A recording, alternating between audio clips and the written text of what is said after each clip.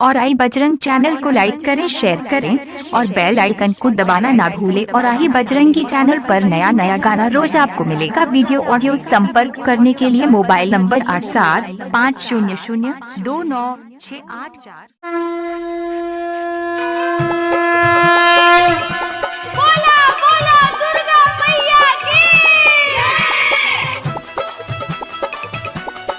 Mix बार रागनी recording studio Mirganj. Arun बाबू गोपालगंज।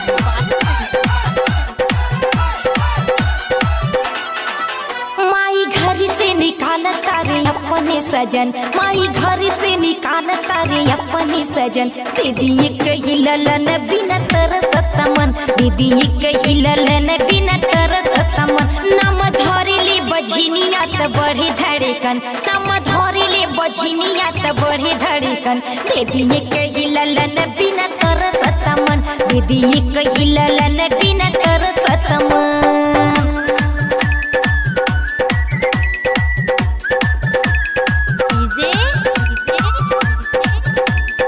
अरुण बाबू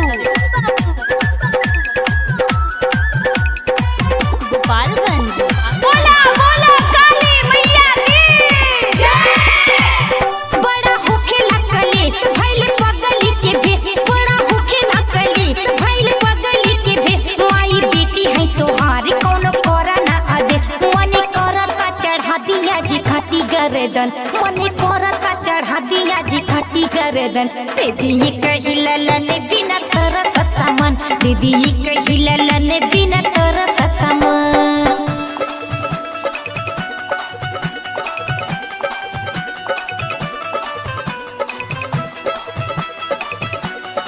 मिक्स बार रागनी रिकॉर्डिंग स्टूडियो मीरगंज।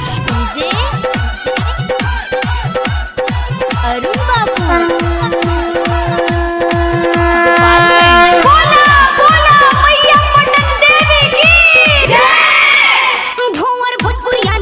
नाही हमारा के बुझे, फुवर भोजपुरिया ना पूछे नाही हमारा के बुझे। माई अपना दुआर से न जाए दिहा छुछ, उ त पति बबीता के ना करेला पसंद, ई त सागर बबीता के ना करेला पसंद। दीदी कही ललन बिना तरसत मन, दीदी कही ललन बिना तरसत मन। नाम धरेले बझिनिया त बढ़े धड़कन, नाम धरेले बझिनिया त बढ़े धड़कन।